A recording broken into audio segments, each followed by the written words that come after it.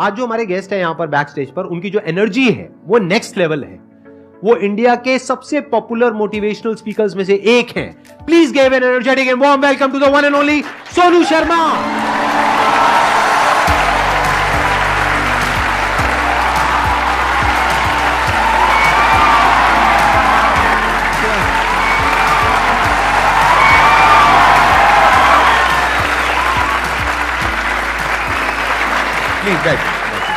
आइए। सबसे पहले तो गुस्सा है इन पे बहुत ज़्यादा। क्या गुस्ताखी हो गई सर? देखो, ऐसा होता है कि आपके जो ऑडियंस है ना, वो आपको बार बार प्रेशराइज कर रहे हैं। आप वहाँ गए, आप वहाँ क्यों नहीं जा रहे? अरे मैंने कहा अच्छी बदमाशी नहीं जाते हम। तो नाक में दम कर दिया लोगों ने आपकी वजह से। आना ही पड़ा। मतलब इतने मैसेज, अब तो 2-3 दिन से तो धमकी वाले भी आ रहे हैं, जाओगे कि नहीं जाओगे।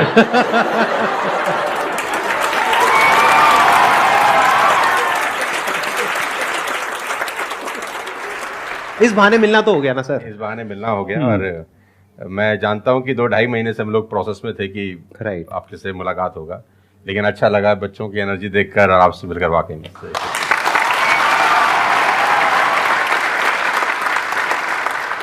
अब बताइए कौन है जो इनसे कुछ क्वेश्चंस पूछना चाहते हैं? मेरा क्वेश्चन ये है कि जब आपका लाइफ का एक स्ट्रगलिंग फेज था, तो उस टाइम पे आपको गिव अप करने का फीलिंग आया होगा, तो उस फीलिंग को हमें कैसे टैकल करना है, या फिर आपने कैसे टैकल किया? देखो, जब आपका वाई बहुत क्लियर होता है ना, तो आप गिव अप कभी भी नहीं करते। कोई भी चीज क्यों करना है, ये सबसे इंपॉर्टेंट रोल प्ले करता है। There is a book by Simon Sinek called learn your why, कि आप कोई भी काम क्यों कर रहे हैं, है ना। तो अगर आप उस किताब को पढ़ेंगे ना, तो आपको बहुत सारी चीजें सीखने को मिलेंगी। वाई बहुत इंपॉर्टेंट है। मतलब अगर आपका वाई क्लियर है ना, तो कोई भी ऑब्स्टिकल गिराने के बाद, आप गिरने के बाद, नीचे गिरने के बाद आप अपने आप उठ खड़े हो जाते हैं। तो वाई स्ट्रांग होना चाहिए, और वही लोग उठने ही खड़े होते हैं जिनका वाई स्ट्रांग नहीं है। मैं एग्जांपल देके समझाता हूं आपको। अब फॉर एग्जांपल मैं आपको वुडन स्ट्रोक दूं, 2 फुट जिसका विड्थ हो और 30 फीट जिसका लेंथ हो, और आपको बोलूं मैं यहां से वहां आपको ट्रेवल करना है उसके ऊपर चल के, और मैं आपको 10,000 रुपये दूंगा, तो आप चल लेंगे बहुत आराम से? आप सवाल को ट्विस्ट करते हैं। अब उसी फट्टे को मैं 100 माले की 2 बिल्डिंग के बीच में लगा दूं, अब आप चलेंगे? लेकिन मैं अगर आपको अभी भी चलवा दूं तो आप अभी भी चलेंगे। अगर आपको पता हो कि दूसरी बिल्डिंग में आपकी बेटी है और उस बिल्डिंग में आग लग गई है, और मैं आपको 1 रुपया भी नहीं दूंगा, फिर भी आप चलेंगे? बिकॉज आपका वाई क्लियर है। जब आपका वाई क्लियर होता है ना, तो कोई भी ऑब्स्टिकल, कोई भी गिरावट आपको कभी रोक नहीं सकती। लेकिन जब वाई क्लियर नहीं होता, तो छोटी से छोटी ऑब्स्टिकल भी आपको वापस ले जाती है जहां से आपने जर्नी स्टार्ट किया होता है। वाई इंपॉर्टेंट है। आप सबसे मेरा एक क्वेश्चन है, आप कैसे बनना चाहते हो? जैसे एक होता है कि जरा सा भी कोई थोड़ी सी भी प्रॉब्लम आई तो रोने लग गए, परेशान हो गए। एक ऐसी पर्सनालिटी आपकी हो सकती है कि आने दो, जो आ रहा है आने दो, देख लेंगे, संभाल लेंगे। वो किसके अंदर हो सकता है? जिसने बहुत सारी छोटी छोटी प्रॉब्लम्स को फेस किया है, वही तो बोल सकता है ना आने दो। इस बात को अच्छे से समझ लो कि स्ट्रांग बनते कैसे हैं। स्ट्रांग बनते हैं प्रॉब्लम से, फेलियर से, स्ट्रगल से, सक्सेस से नहीं। सक्सेस से तो दिमाग खराब होता है हम सबका। सच बता रहा हूं आप लोगों को। अभी आप लोगों के लिए सक्सेस बहुत इंपॉर्टेंट है ना। सक्सेस से कुछ नहीं होता है। सक्सेस जब मिल जाती है, हम अपने कंफर्ट जोन में चले जाते हैं और दिमाग खराब हो जाता है, ईगो बढ़ जाती है। बट एक्चुअल में एक इंसान अंदर से जो स्ट्रांग बनता है ना, वो बनता है ठोकरे खा खा करके, प्रॉब्लम्स को फेस करके, स्ट्रगल्स को देख करके। तो आप जितना अभी इस एज में फेलियर्स को देख लोगे, फेलियर से डरोगे नहीं, उतना ही आने वाले 10 साल बाद स्ट्रांग हो जाओगे। With all the respect and regard to everybody, आप देखेंगे कि जो सड़क किनारे बहुत सारे लोग रह रहे होते हैं ना, तंबू वंबू लगा के कुछ सामान बेच रहे हैं टाइप्स, वहां देखना उनके बच्चों का इम्यून सिस्टम बहुत शानदार होता है। वो सर्दी में, जनवरी की सर्दी के अंदर वो नंगा ही खेल रहा होगा सर, और हमारा पैम्पर्ड बच्चा ब्लैंकेट के अंदर उसको जुकाम हो जाता है, जरा सा हवा लग जाए ठंडा। तो जो ठोकरे हैं ना, वो आपका इम्यून सिस्टम बहुत अच्छा बना देते हैं। सफलता, सही कह रहे हैं संदीप जी, कि दिमाग खराब करती है। तो ये जो 5-6 साल हैं, फ्रॉम 14 to 20 और 22, यहां तो आदमी की रगड़म पट्टी होनी चाहिए दबा के। मतलब उसके तो खून के आंसू आ जाने चाहिए कि जिंदगी में भगवान ने मुझे क्या दिया है। सही कह रहे हैं, बिल्कुल सही कह रहे हैं। बता रहा हूं अपना। जो मैच्योर लोग रहते हैं, जिनको लगता है कि यार एक कुदरत टेस्ट ले रही है यार हमारा, वो तो खुद ही बोलता है, अगर 2-4 साल कुछ ना हो ना, ऊपर देख के बोलता है कुछ कर नहीं रहे क्या। मुझसे भरोसा उठ गया है क्या? हाँ सही बात है। भेजो कुछ चैलेंज, मैं तैयार हूं कुछ बड़ा मजा करने ही नहीं के आता लिए। उसके बिना, उसके बिना मजा ही नहीं हम आता। तो लोग वो हैं कि हम गाड़ी चलाते हैं ना, 4-5 साल स्मूथ चलने लग जाए गाड़ी रोड पे, तो हम गाड़ी रोक के खुद ही खड्डा खोदते हैं सड़क पे। साला इतनी स्मूथ क्यों चल रही है? कोई ना कोई चैलेंज चाहिए यार, मजा नहीं आ रहा यार गाड़ी चलाते हुए।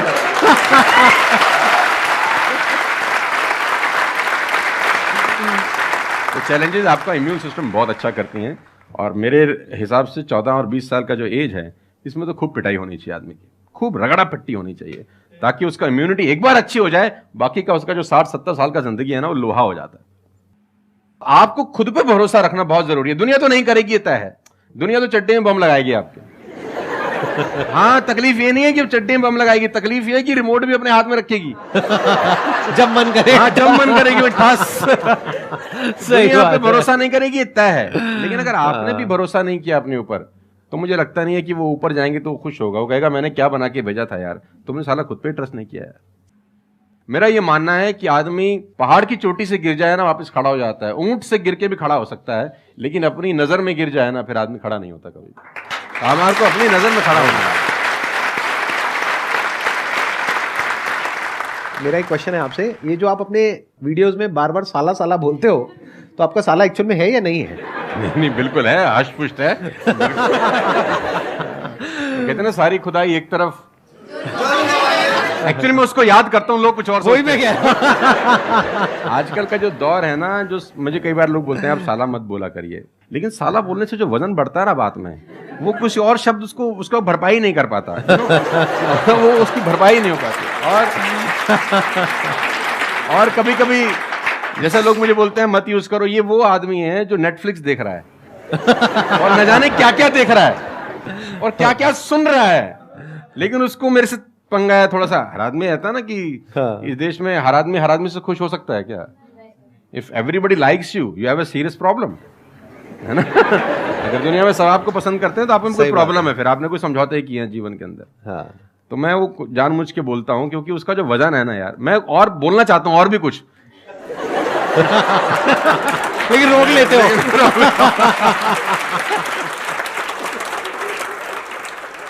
सर मैं क्वेश्चन करना चाहता हूँ कि जैसे लाइफ में सबके लिए सब कुछ क्लियर होती है, नॉलेज सबके पास है, क्लियर कट सब है सब रास्ते के लिए कि क्या करना है क्या नहीं करना। कुछ चीज़ें उनको रोकती है, पता है उसको भी वो क्या रोकती हैं क्या नहीं रोकती हैं, फिर भी वो चाह के वो बंदा आगे नहीं बढ़ पाता उन चीज़ों को लेके। एक नेगेटिविटी उसको रोकती है और उसकी सराउंडिंग उसको रोकती है, मैटर करता है, उसको सब पता है करना क्या है, फिर भी वो रुकता है। सर इसके लिए कोई ऐसा आंसर दो, आज तक किसी ने दिया ना और क्लियर कट हो। भगवान कृष्ण पांडवों के तरफ से गए 5 गांव मांगने हस्तिनापुर, शांति प्रस्ताव। शांति प्रस्ताव लेके गए कि 5 गांव आप पांडवों को दे दो, बड़े संतोषी हैं, वो लड़ाई वड़ाई नहीं करेंगे और पूरी महाभारत टल जाएगी, खत्म, कोई दिक्कत नहीं है। तो दुर्योधन ने बोला कि सुई के नोक बराबर भी जमीन नहीं दूंगा। तो भगवान कृष्ण दुर्योधन से बोलते हैं ये धर्म है? उसने बोला मैं जानता हूं धर्म है। उसने बोला करता क्यों है? बोला पता नहीं ऐसी कोई शक्ति है जो मुझसे करवाती है। ऐसा होता ही नहीं है कि गलत करने वाले को अरे मुझे तो पता ही नहीं था चोरी करना पाप है, नहीं तो मैं करता ही नहीं यार। पता होता है। वो कहता पता नहीं ऐसी कौन सी शक्ति है जो मुझसे गलत कराने को मजबूर करती है और मैं करता जाता हूं। कुत्ता रहता है ना, जो कुत्ता, उससे परफेक्ट एग्जाम्पल नहीं है। कुत्ता अगर रोटी चुरा के कहीं से भागेगा ना, आप ध्यान दीजिए, गौर करिए, कहीं से चुरा के भागे तो वो 3 गली दूर जाएगा, चोरी से खाएगा कि कोई देख तो नहीं रहा, चुरा के लाया है। और अगर मालिक उसको अगर परोसता है, ध्यान से देखना, वो पहले पूंछ उठाएगा, 2 हाथ ऊपर के करेगा, थैंक्स बोलेगा, शुक्रिया अदा करेगा, और जहां परोसी होगी वहीं बैठ के खाएगा। कुत्ते को भी पता है ये ईमानदारी की रोटी है, और उस कुत्ते को पता है कि सारा बेईमानी की रोटी है, वो 3 गली दूर जाके खाता है। कुत्ते को भी पता होता है क्या सही है क्या गलत है, तो इंसानों को कैसे नहीं पता हो सकता है? सबको पता होता है कि क्या सही होता है और क्या गलत होता है। बहुत बढ़िया। फिर भी लोग करते हैं। ऐसा हो नहीं सकता। Cigarette smoking is injurious to health, everybody knows ना। अब वो 40 साल तक साला चेन स्मोकिंग कर रहा है और उसके फेफड़े खराब हो गए, डॉक्टर ने बोला भाई तेरी वारंटी खत्म है, तू विल शील लिख ले, तू जाने की तैयारी कर ले। और ये डॉक्टर साहब को अगर इनोसेंटली बोल रहा है, डॉक्टर साहब मुझे पता होता, भगवान कसम मैं पीता ही नहीं, बोल सकता है ऐसे? नो, उसको पता था। पता होने से कुछ नहीं होता। मैं अपनी ट्रेनिंग में बोलता हूं execution is the most powerful thing. आपको सब पता है, सुबह सैर करने से सेहत अच्छी रहती है, हर किसी को पता होता है। गरीब भी कर सकता है, अमीर भी कर सकता है, चप्पल है तो भी कर सकता है, नाइकी का जूता वाला भी कर सकता है, लेकिन फिर भी नहीं करता ना। पता होने से क्या होता है? कुछ नहीं होता। Execution is important. यहां पर मैं थोड़ा सा ऐड करूंगा इनकी बात में। अब इस प्रॉब्लम को सोल्यूशन क्या है? जैसे फॉर एग्जांपल, एक बार आपको सिगरेट की लत लग गई, तब अगर आप एक क्वेश्चन पूछोगे तो आपके लिए सिगरेट को छोड़ना, अगर मानो आपको 10 साल हो गए सिगरेट पीते हुए, अब एकदम से सिगरेट को छोड़ना बहुत ही मुश्किल है। मैं बोलता हूं आसान है, लेकिन इतना आसान नहीं है, क्योंकि बायोलॉजिकली आपकी जो ब्रेन है वो मांगेगी उस चीज को। अब सिर्फ साइकोलॉजिकली आप क्रेव नहीं कर रहे सिगरेट के लिए, बायोलॉजिकली भी वो क्रेविंग उठेगी अंदर से। जैसे भूख लगती है, प्यास लगती है, वैसे ही निकोटिन मांगेगी आपकी जो ब्रेन है। तो इसका सोल्यूशन क्या है? जब भी कोई गलत काम करने की शुरुआत कर रहे हो, आपको पता है कि वो सही है गलत है, तभी आपने क्वेश्चन पूछा, आपको पता है कि मैं यहां पर गड़बड़ कर रहा हूं। अब वो गड़बड़ क्या हो सकती है? टाइम खराब कर रहा हूं। एक बार आदत पड़ गई टाइम खराब करने की, उसके बाद बहुत मुश्किल हो जाएगा उसको छोड़ना। बहुत बढ़िया। लेकिन अगर शुरुआत हो रही है टाइम खराब और करने वही की, रोक लिया, वही रोक लिया, पहली सिगरेट पे आप रुक गए, तो बच जाओगे। मैं आपको संदीप जी को ऐड करता हूं। ये बिल्कुल फैंटास्टिक बात बोली इन्होंने, बहुत जबरदस्त बात बोली। एक गुरु और एक चेला कहीं से ट्रेवल कर रहे थे, राइट? कोई जंगल टाइप जगह थी, तो गुरु ने बोला इसको उखाड़ दो। क्या उखाड़ दो? वो छोटा सा पौधा सा लगा था, इतना सा उंगली जितना बाहर आया था। तो बच्चे ने बोला कौन सी बात है, खट से उखाड़ दिया। हाँ। थोड़ा सा और आगे गए तो 2-2.5 फुट का एक छोटा सा पेड़ था। गुरु ने बोला इसको उखाड़ दे। उसने थोड़ा सा जोर लगाया, वो भी उखाड़ दिया। फिर 4-5 फुट लंबा पेड़ था। गुरु ने बोला अब इसको उखाड़ दे। थोड़ी सी उसको मेहनत लग रही, लेकिन उसने फाइनली इसको भी रिमूव कर दिया। अब एक बरगद का पेड़ था करीब करीब 20 फीट ऊंचा। गुरु ने बोला अब इसको उखाड़। बोला महाराज कैसी बातें करते हुए, कैसे उखड़ेगा? बोला यही सिखाना चाह रहा था कि एक बार जड़ें गहरी हो जाए ना तो उसको उखाड़ना बहुत मुश्किल होता है।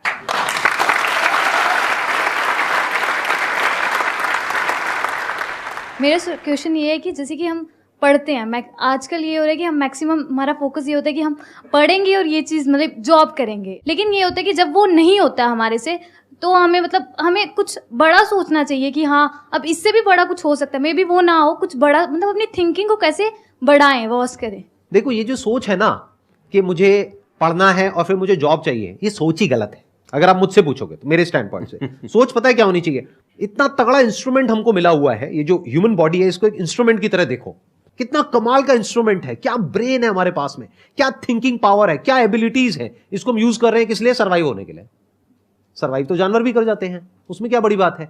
तो नॉलेज को यूज करो, यानी एजुकेशन को यूज करो कुछ क्रिएट करने के लिए।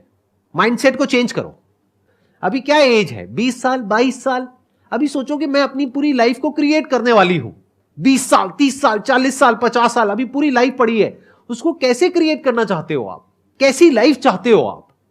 उसको क्रिएट करो और उस नॉलेज को, उस एजुकेशन को यूज करो उसको क्रिएट करने के लिए। अगर एजुकेशन सिस्टम से वो नॉलेज नहीं मिल रही है तो बाहर से ले लो। इंफॉर्मेशन एज बोलते हैं इसको।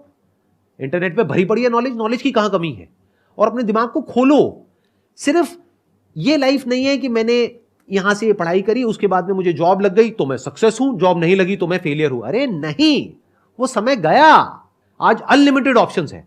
फिर भी अगर हम ऐसी बात करते हैं तो इसका मतलब क्या है कि अभी हमारा दिमाग खुला नहीं है, दिमाग बंद है। बोलते हैं ना, mind is like a parachute, it can't work unless it's open. तो दिमाग को खोलो, देखो दुनिया में क्या क्या हो रहा है। Job is not the only way to make money. There are lot of ways to make money. You must have that capability to create something of value for the society, for the world. अगर आप ऐसा कुछ कर सकते हो तो दुनिया तैयार है आपको पैसा देने के लिए। आप इसको ऐसे देखो, मैं आपसे एक क्वेश्चन पूछता हूं। आपकी लाइफ में मानो कोई बहुत बड़ी प्रॉब्लम है और वो किसी पर्टिकुलर प्रोडक्ट से या सर्विस से सॉल्व हो जाती है, आप पैसे दोगे या नहीं दोगे? देंगे। दोगे ना?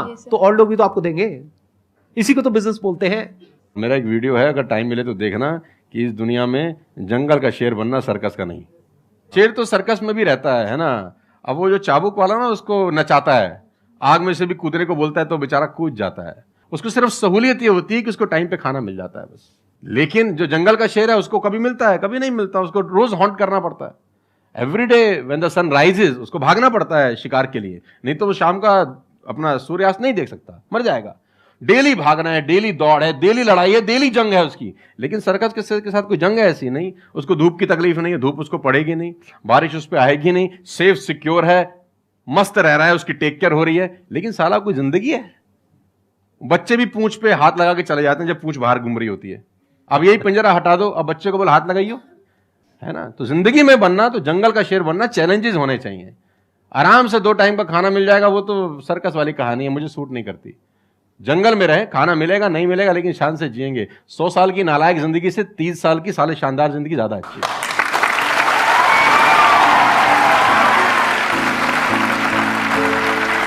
Thank you so much, thank you.